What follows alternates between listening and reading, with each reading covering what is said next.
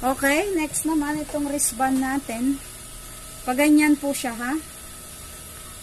O, guhit-guhitan nyo lang po ito.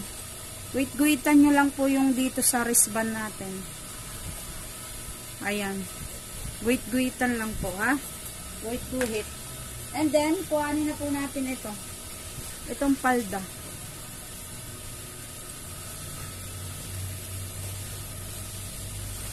O. Dito tayo mag-uumpisa, syempre, sa likod. Kasi babaliktad din natin yan dito sa harap.